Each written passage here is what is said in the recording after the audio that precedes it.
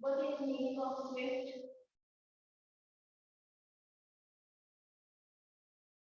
Quick. Okay. Trouble.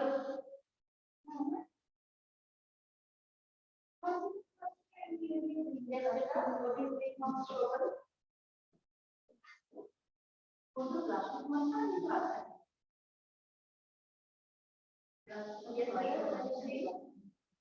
बाकी बच्चे तो नहीं करो व्यू का होगा क्योंकि बाकी बच्चे को क्या चाहिए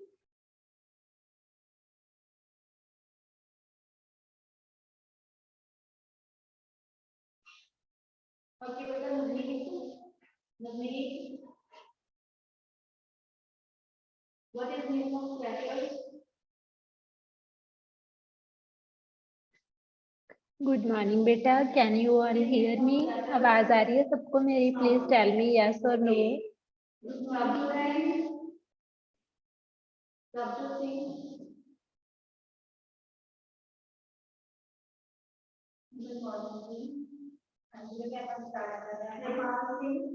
चैप्टर 4 का दूसरा होगा गुड मॉर्निंग और test and chapter good morning and you can handle communication और जो सलमान की स्कूल आ रही सलमान की स्कूल आ रही संस्कृत सिंह ये हैंडल करोगे तो कि हम सब नोट हो गए क्या नेक्स्ट क्वेश्चन क्लास 4 की क्लास है single plate very good. Narrow, bullying, what is it? Narrow. राजा सलमान या रानी ने कितना नाम लखनऊ का राजा बोलते हैं राजा सलमान या रानी ने कितना नाम width small and width okay next is गोरी होगी की प्राणी ये मेडल होता है क्या सनम रोज पे हाँ जी पूर्ण का लघुमान कितनी आती है उसकी राजमान कर देता गुड मॉर्निंग बेटा, अर्शनूर आवाज आ रही है मेरी?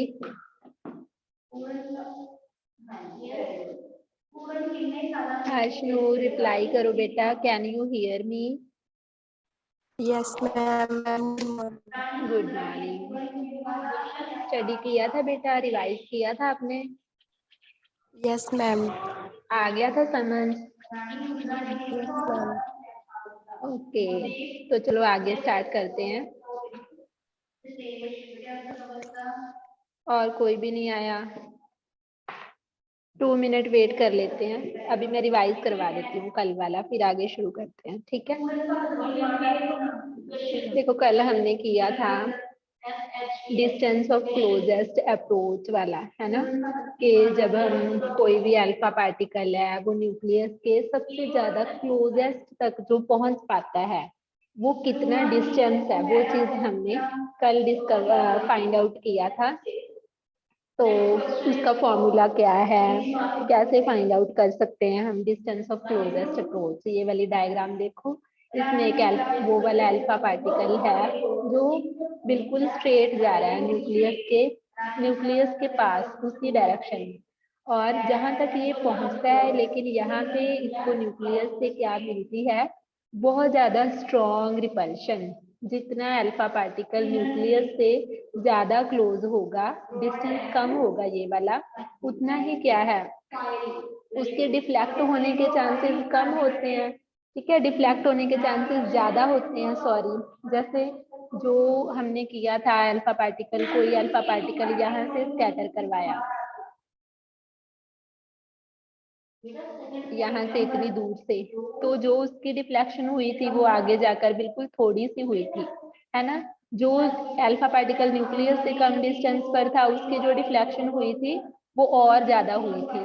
अब जो पार्टिकल बिल्कुल न्यूक्लियस के हेड ऑन है, यहाँ तक पहुंचा, वो यहाँ पर इसको इतनी ज्यादा रिपल्शन मिली क्यों? बिकॉज पॉजिटिव और पॉजिटिव दोनों चार्जेस के बीच क्या होगी? कूलम्बिक रिपल्शन होगी कि इसने इसके पाथ को ही, अपने पाथ को ही क्या कर लिया? रिट्रेस कर लिया। बस ये यहीं तक पहुंच पाया, इससे आगे यहाँ से ये स्टॉप हो गया। क्यों?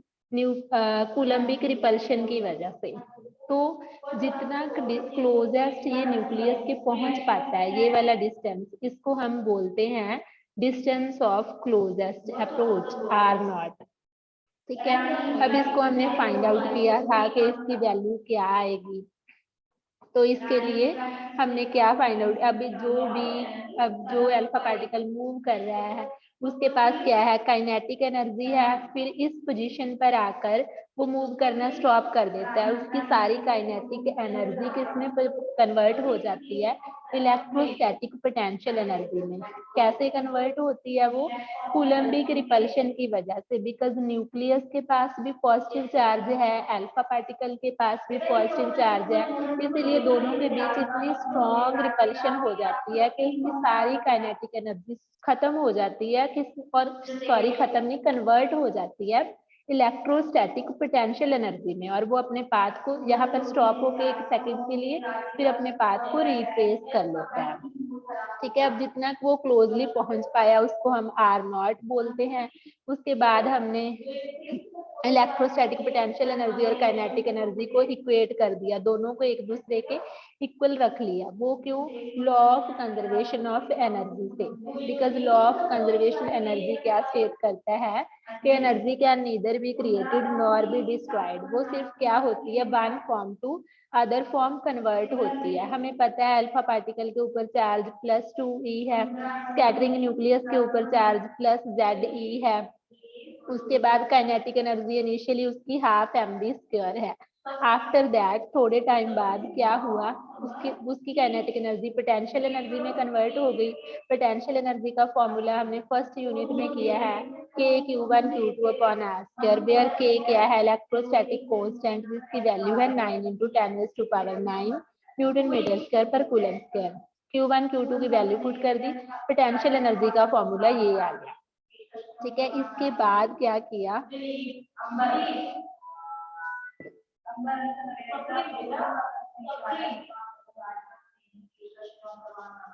इसके बाद अब हमारे पास कंजर्वेशन ऑफ एनर्जी के अकॉर्डिंग दोनों को हमने इक्वेट कर दिया। इक्वेट करने से हमें आर नॉट की वैल्यू मिल गई। आर नॉट क्या है हमारा? Distance of closest approach. यहाँ तक हमने कल कर लिया था। इसके बाद नेक्स्ट टॉपिक है estimation of nuclear size. Estimation of nuclear size क्या है? कि जो न्यूक्लियस का रेडियस है वो क्या होना चाहिए? डिस्टेंस ऑफ क्लोजेस्ट अप्रोच से स्मॉल होना चाहिए। ठीक है, डिस्टेंस ऑफ क्लोजेस्ट अप्रोच से क्या होना चाहिए? स्मॉल होना चाहिए। क्यों होना चाहिए स्मॉल? बिकॉज देखो न्यूक्लियस तो ये है, इतना छोटा न्यूक्लियस है, डिस्टेंस ऑफ क्लोजेस्ट अप्रोच कितना है? इतना बड़ा है ये वाला। ठीक है, तो अब क्या है? न्यूक्लियस तो बिल्कुल स्मॉल है, तो उसका रेडियस तो और भी स्मॉल होगा, बिल्कुल ही स्मॉल होगा।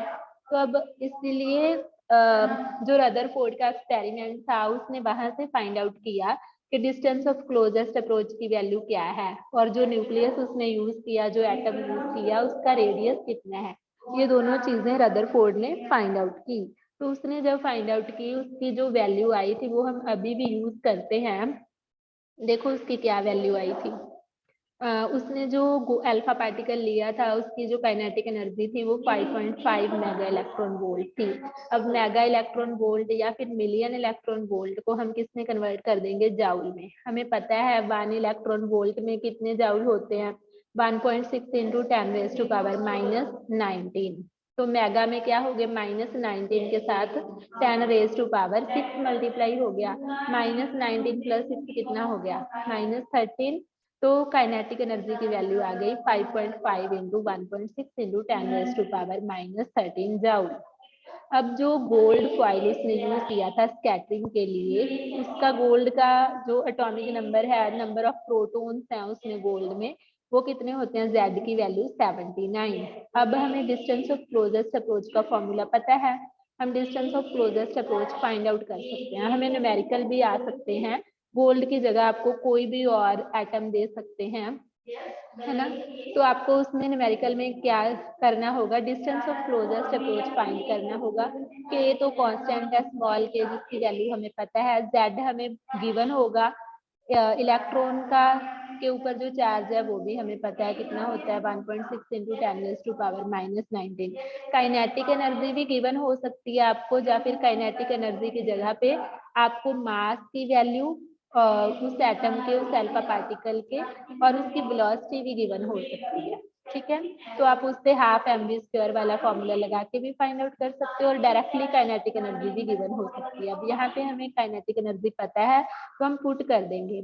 तो डिस्टेंस ऑफ क्लोजेस्ट अप्रोच जो गोल्ड फॉइल के लिए आया वो कितना आया, 41.3 इंटू 10⁻⁻15 मीटर।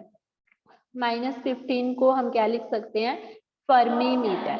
1 फर्मी में कितने मीटर होते हैं, 10⁻⁻15। और जो न्यूक्लियस का रेडियस था वो सिर्फ 10⁻⁻15 होता है, इतना स्मॉल होता है।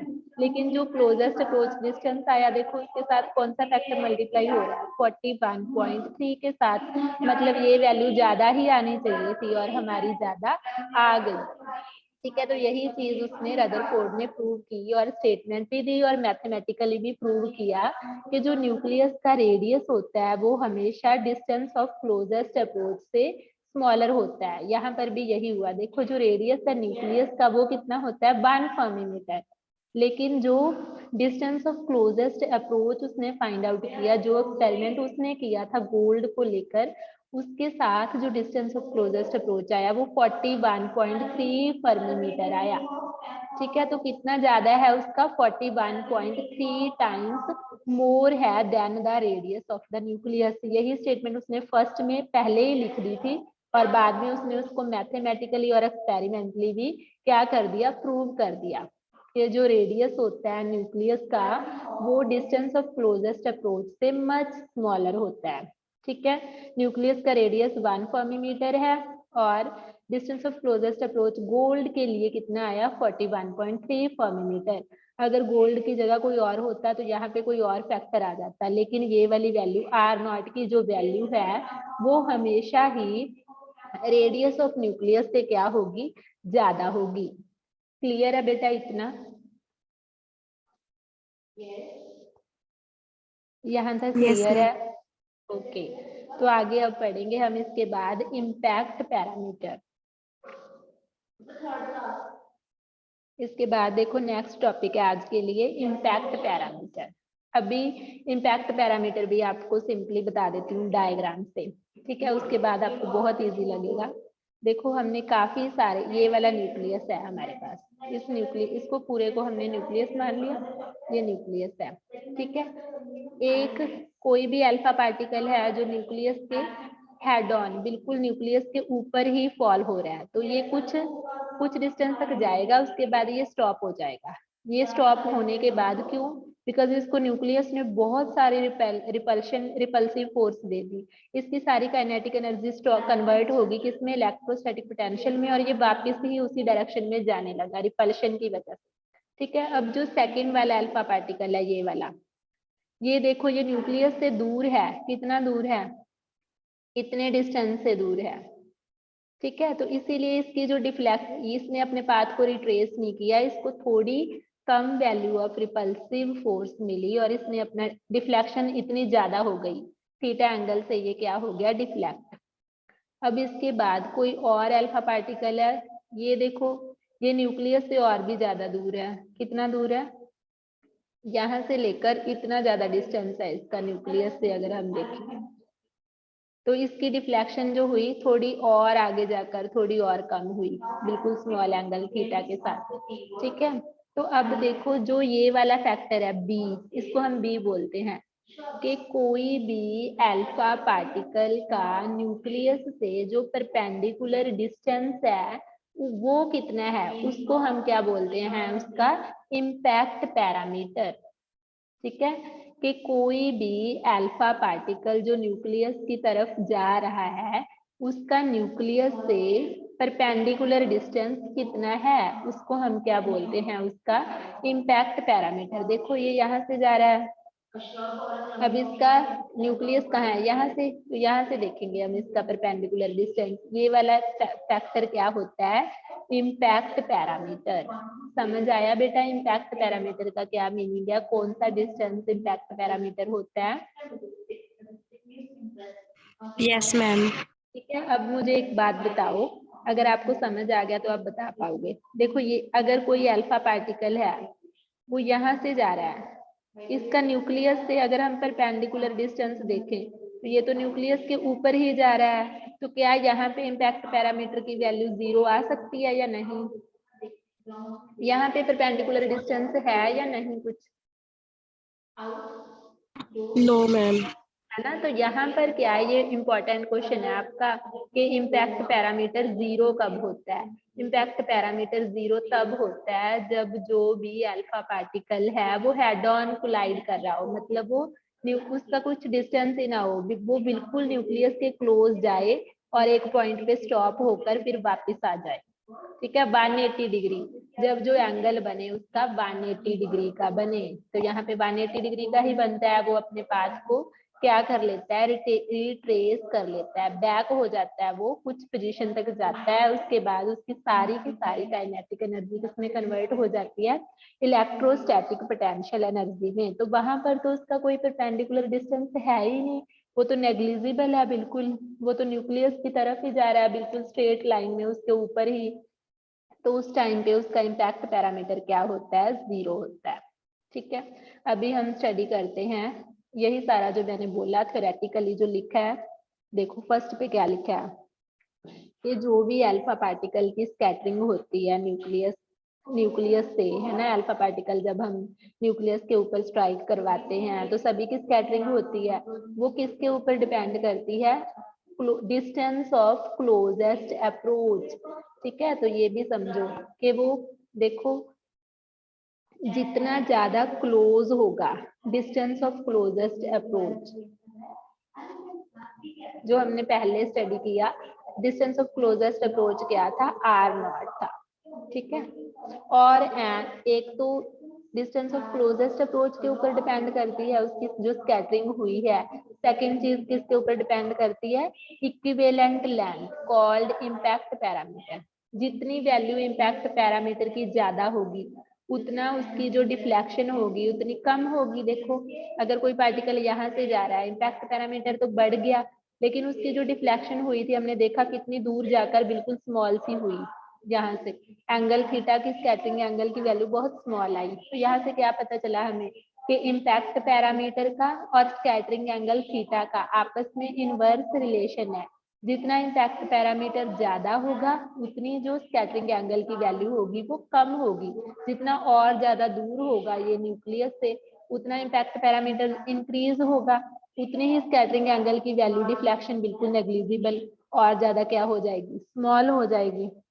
ठीक है, तो अल्फा क्वेश्चन बनता है कि अल्फा पार्टिकल की जो स्कैटरिंग है न्यूक्लियस से होती है जो वो किस किस फैक्टर पे डिपेंड करती है। तो फर्स्ट है distance of closest approach to the nucleus के न्यूक्लियस के कितना क्लोज वो है। सेकंड चीज इम्पैक्ट पैरामीटर के इक्विवेलेंट लेंथ के परपेंडिकुलर डिस्टेंस न्यूक्लियस से कितना है उस अल्फा पार्टिकल का, उसको हम क्या बोलते हैं, इम्पैक्ट पैरामीटर। इसके बाद देखो आगे क्या लिखा है,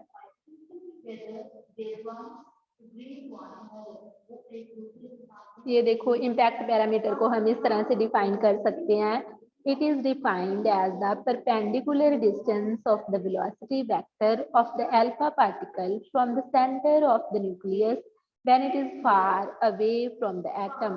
के इम्पैक्ट पैरामीटर क्या होता है, परपेंडिकुलर डिस्टेंस होता है वेलोसिटी वेक्टर का अल्फा पार्टिकल की from the centre of the nucleus, nucleus से सेंटर से, जब वो फार अवे, ये स्पेशल लिखा है देखो साथ में, when it is far away from the atom, जब वो far away होगा ही नहीं, जब वो बिल्कुल इसके ऊपर ही मूव कर रहा होगा विद वेलोसिटी v, उस टाइम तो कोई इम्पैक्ट पैरामीटर ही नहीं होगा। उस टाइम तो यहाँ पर तो कोई परपेंडिकुलर डिस्टेंस बनता ही नहीं है, बिकॉज ये तो इसके ऊपर ही जा रहा है ना। तो इसीलिए साथ में लिखा है when it is far away from the atom। ठीक है, उसके बाद जो शेप है The shape of the trajectory of the scattered alpha particles depends on the impact parameter and the nature of the potential field. इसका क्या मतलब है? ट्रैजेक्टरी होता है पाथ के जो भी अल्फा पार्टिकल स्कैटर हुए हैं उनके पाथ की जो शेप है वो भी किसके ऊपर डिपेंड करती है? इम्पैक्ट पैरामीटर पे। देखो कल वाली डायग्राम से समझाती हूँ।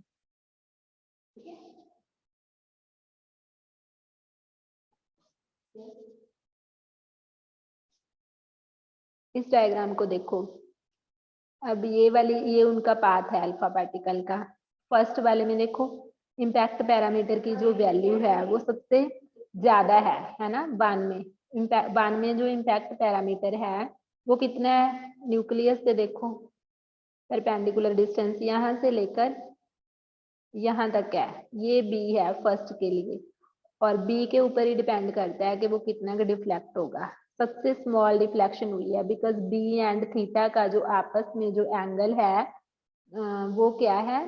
बी और थीटा का आपस में जो रिलेशन है वो क्या है? इनवर्सली प्रोपोर्शनल है दोनों एक दूसरे के। ये आया थीटा, ये उसका पाथ है, ये बी पे डायरेक्टली डिपेंड करता है। सेकंड वाला ये थोड़ा कम हुआ, बी की वैल्यू जैसे ही कम हुई उसका पाथ थोड़ा और ज्यादा डिफ्लेक्ट हो गया। यहाँ पे जो एंगल है पहले से देखो ज्यादा बना। थर्ड वाले में देखो ये बी की वैल्यू और कम हो गई, डिफ्लेक्शन उसका पाथ इधर चला गया, ये बहुत ही ज्यादा डिफ्लेक्ट हो गया, जो एंगल बना ये बना। ऐसे जाना था वैसे इसको सीधा, लेकिन इस न्यूक्लियस से इम्पैक्ट पैरामीटर की वैल्यू कम होने की वजह से इसकी यहीं से इसने अपना पाथ बाउंस बैक हो गया, ये वापस जाने लगा। ठीक है। और थर्ड वाले में तो बी की वैल्यू ही नहीं है, इसीलिए ये 180 डिग्री के एंगल पर ही पाथ इसका रिट्रेस हो गया। अब इसमें भी समझ आया बेटा उसका पाथ कैसे डिपेंड करता है किसके ऊपर? इम्पैक्ट पैरामीटर की वैल्यू के ऊपर। क्लियर है इतना? Yes, ma'am. तो अब आगे देखते हैं।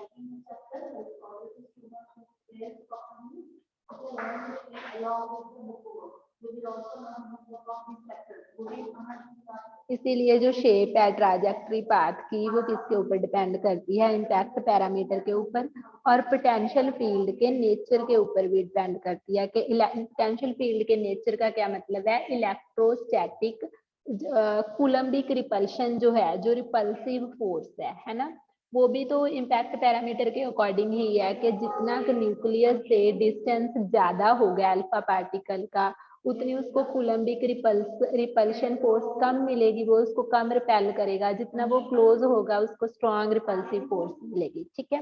तो देखो यहाँ पे थ्योरी में भी वही लिखा है जो डायग्राम से एक्सप्लेन किया कि फॉर लार्ज इम्पैक्ट पैरामीटर, जितने इम्पैक्ट पैरामीटर की वैल्यू ज्यादा होगी उतना उसको जो रिपल्सिव फोर्स मिलेगी, वो जो रिपल्सिव फोर्स एक्सपीरियंस करेगा अल्फा पार्टिकल वो क्या होगी? वीक होगी। क्यों? Because of its inverse square law. Correct, because impact parameter का जो डिफ्लेक्शन एंगल के साथ रिलेशन है वो भी क्या है हमारे पास? इनवर्स रिलेशन है। और रिपल्सिव फोर्स भी क्या है? इनवर्स स्क्वायर लॉ करेक्टर है उसका। क्या होती है वो? Q1 Q2 divided by R। Distance के साथ वो क्या हो रही है? डिवाइड हो रही है, एक दूसरे के क्या है? ये इनवर्स है। जितना इम्पैक्ट पैरामीटर ज्यादा था उतना अल्फा पार्टिकल ऑलमोस्ट अनडिफ्लेक्टेड ही पास हो गया था, बहुत कम उसकी डिफ्लेक्शन हुई।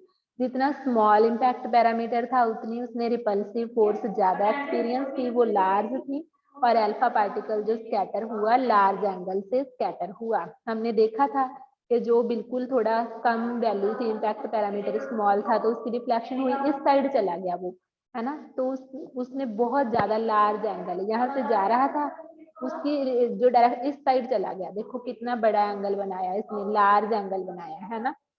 तो उसकी डिफ्लेक्शन क्या हुई है? ज्यादा हुई है।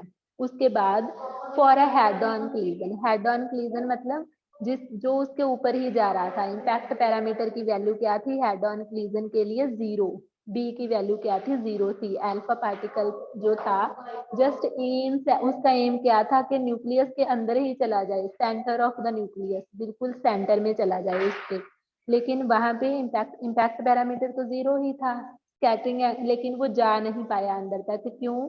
उसने अपना सारा पाथ रिवर्स कर लिया। क्यों? कूलम्बिक रिपल्सिव फोर्स की ज्यादा स्ट्रॉन्ग वैल्यू की वजह से वहां पे जो स्कैटरिंग एंगल बना थीटा, उसकी वैल्यू 180 डिग्री हुई और alpha particle is reversed back along its original path, वो अपने ओरिजिनल पाथ में वापिस रिवर्स कर ली उसने अपनी डायरेक्शन। ठीक है, वही चीज थ्योरी में लिखी है। अगर आपको डायग्राम और ग्राफ प्रॉपरली समझ आ जाते हैं तो थ्योरी कुछ भी है ही नहीं, थ्योरी में वही लिखा होता है। अगर हमें डायग्राम प्रॉपर समझ आ गई तो इसका मतलब हम बाकी सब आराम से लिख सकते हैं, डायग्राम और ग्राफ। उसके बाद एक छोटा सा रिलेशन है जो रदरफोर्ड ने डिड्यूस किया था। उसने इम्पैक्ट पैरामीटर का स्कैटरिंग एंगल के साथ, ये वाला फॉर्मूला है, आपको डायरेक्टली फॉर्मूला ही आता है, यही लर्न करना है कि बी क्या होता है, के मतलब electrostatic constant 1/4 pi epsilon not ZE square cos theta by 2 upon capital के। कैपिटल के किसके लिए है, काइनेटिक एनर्जी के लिए। ये किसका रिलेशन है, देखो बी का किसके साथ, स्कैटरिंग एंगल थीटा के साथ। तो relationship between impact parameter B and scattering angle theta, ये फॉर्मूला है, ये दोनों का आपस में रिलेशन है।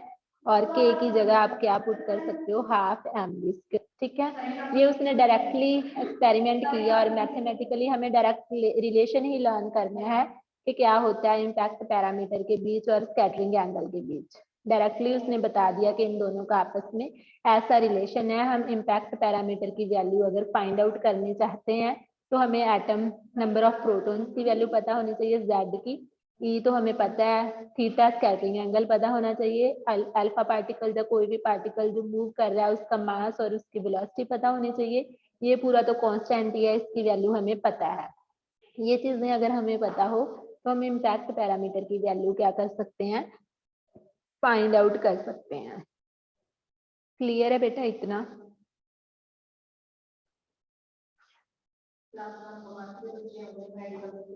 बताओ इतना Yes. क्लियर है? ठीक है, तो जो देखो आगे लाइन लिखी है, the scattering experiments provide a method for investigating the nature of the forces involved. जो भी रदरफोर्ड के स्कैटरिंग एक्सपेरिमेंट्स थे, इन्होंने आगे भी सभी जो फोर्सेस हैं उनके सेलिएंट फीचर्स क्या हैं, उनको इन्वेस्टिगेट कैसे कर सकते हैं कि उनका नेचर कैसा है, वो रिपल्सिव हैं, स्ट्रॉन्ग रिपल्सिव हैं या फिर अट्रैक्टिव हैं, उसमें भी बहुत सारी हेल्प की है रदरफोर्ड के स्कैटरिंग एक्सपेरिमेंट्स ने। उसके बाद ये देखो, Rutherford's model of an atom and it's limitation. Rutherford के ने जो एटम का मॉडल बनाया, सबसे पहले हमने फर्स्ट वाला जे थॉमसन वाला किया था, है ना, लेकिन उसके भी कुछ लिमिटेशंस थे। वो 1898 से लेकर 1911 तक तो चला, उसके बाद उसको डिस्कार्ड कर दिया गया। और डिस्कार्ड किसकी वजह से हुआ, रदरफोर्ड की वजह से। उसके अल्फा पार्टिकल स्कैटरिंग एक्सपेरिमेंट को एक्सप्लेन करने में वो सक्सेसफुल नहीं हो रहा था। अब रदरफोर्ड ने क्या बोला कि an atom consists of a small and massive central core in which the entire positive charge and almost the whole mass of the atom is concentrated. This core is called nucleus. तो Rutherford ने क्या बोला कि जो atom है वो small है, उसके पास स्मॉल एंड मैसिव कोर होती है। मतलब क्या है कि जो एटम है उसका जो मास है पूरा, वो बिल्कुल सेंटर में, उसका मास और पॉजिटिव चार्ज दोनों ही सेंटर में इकट्ठा हुआ होता है, कॉन्सेंट्रेट हुआ होता है। उस कोर को हम क्या बोलते हैं, न्यूक्लियस बोलते हैं। और उसमें उसका साइज भी ऊपर हमने फाइंड आउट किया कि साइज जो है न्यूक्लियस का वो बहुत ज्यादा स्मॉल होता है, अप्रोक्सीमेटली 10⁻⁻15 मीटर। और जो एटम का साइज है वो कितना है देखो, इसीलिए हम इनको नेक्ड आई से नहीं देख सकते, ये माइक्रोस्कोप के साथ ही विजिबल है। एटम का जो साइज है 10⁻⁻10 मीटर है, और जो न्यूक्लियस है वो और भी ज्यादा छोटा, अब वो भी तो एटम का ही सेंटर है। एटम का ही जो मास है, जो पॉजिटिव चार्ज है, वो सेंटर में कॉन्सेंट्रेट हुआ है, उसी रीजन को हम न्यूक्लियस बोलते हैं। और न्यूक्लियस का जो साइज है अप्रोक्सीमेटली, उसका रेडियस कितना है, 10⁻⁻15 मीटर, या फिर 1 फर्मी मीटर भी बोल सकते हो। ठीक है, ये चीज सेम ही है। ये उसने भी बोला था जे थॉमसन ने भी, कि atom as a whole stable भी होता है, इलेक्ट्रिकली न्यूट्रल भी होता है। इसने भी यही बोला कि न्यूक्लियस जो है उसके सराउंडिंग, इसने थोड़ा उल्टा बोला, उसने ये बोला था कि पूरा मैटर ही पॉजिटिव चार्ज का बना होता है, उसके बीच में सारा इलेक्ट्रॉन्स होते हैं। लेकिन इसने बोला कि जो न्यूक्लियस है, जो पॉजिटिव चार्ज है और जो एटम का मास है वो सेंटर में कॉन्सेंट्रेट हुआ हुआ है और इलेक्ट्रॉन्स उसके अराउंड रिवॉल्व कर रहे हैं, और जो टोटल नेगेटिव चार्ज है एंड टोटल पॉजिटिव चार्ज है वो दोनों एक दूसरे को बैलेंस कर रहे हैं, वो दोनों एक दूसरे के इक्वल हैं, इसीलिए atom as a whole is electrically neutral. उसके बाद नेक्स्ट फोर्थ पॉइंट क्या बोला कि इलेक्ट्रॉन्स न्यूक्लियस के अराउंड रिवॉल्व करते हैं बिल्कुल उसी वे में जैसे प्लैनेट्स सन के अराउंड रिवॉल्व करते हैं और अलग अलग ऑर्बिट्स में रिवॉल्व करते हैं। और यहाँ पे भी अब अगर किसी एक ऑब्जेक्ट ने किसी दूसरे ऑब्जेक्ट के अराउंड रिवॉल्व करना है तो उसको कोई ना कोई फोर्स चाहिए। कौन सी फोर्स चाहिए? Centripetal force. सेंट्रीपिटल फोर्स क्या होती है? फोर्स जो किसी भी ऑब्जेक्ट को चाहिए सर्कुलर पाथ में रिवॉल्व करने के लिए। अब यहाँ पे इलेक्ट्रॉन्स अगर रिवॉल्व कर रहे हैं न्यूक्लियस के अराउंड, इसका मतलब वहां पे सेंट्रीपिटल फोर्स है। लेकिन सेंट्रीपिटल फोर्स कहाँ से मिली उसको? वो किसकी वजह से मिलती है? By the electrostatic attraction between the electrons and nucleus. Nucleus के पास पॉजिटिव चार्ज है, इलेक्ट्रॉन के पास नेगेटिव चार्ज है, दोनों के बीच क्या हुई? अट्रैक्शन हुई। तो इलेक्ट्रोस्टैटिक अट्रैक्शन ही क्या प्रोवाइड करती है?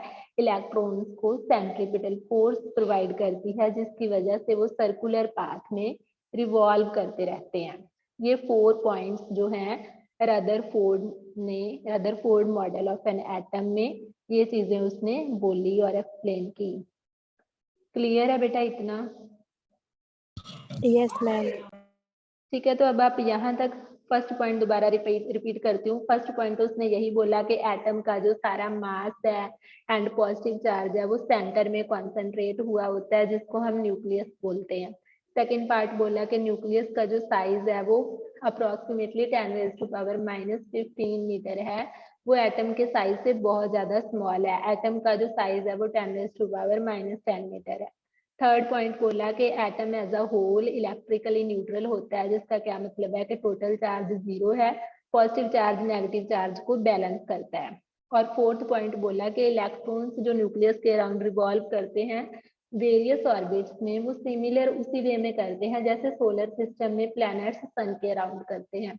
लेकिन उनके अगर किसी भी ऑब्जेक्ट को सर्कुलर पाथ में मूव करना है तो उसको सेंट्रीपिटल फोर्स चाहिए, और वो सेंट्रीपिटल फोर्स कहाँ से मिलती है? इलेक्ट्रोस्टैटिक अट्रैक्शन होती है इलेक्ट्रॉन्स एंड न्यूक्लियस के बीच, इसीलिए उनको सेंट्रीपिटल फोर्स मिल जाती है और वो न्यूक्लियस के अराउंड रिवॉल्व करने लगते हैं। ठीक है, तो कल यहाँ तक आपको रिवाइज करना है अच्छे से। ठीक है बेटा? Okay, ma'am. ठीक है, और अपने अकॉर्डिंग अपने नोट्स भी बना लेने हैं, बुक से प्रॉपरली रिवाइज करना। फिर कल हम इसकी लिमिटेशन करेंगे कि इसकी भी कुछ लिमिटेशंस हैं। ठीक है, और फिर बोहर्स मॉडल ऑफ एटम करेंगे। यहाँ तक प्रॉपरली रिवाइज करके आना है। कोई डाउट हो you can ask now. Any doubt? No, ma'am. और उनको भी बोलो बेटा, बाकी बच्चे जो क्लास नहीं लगाते।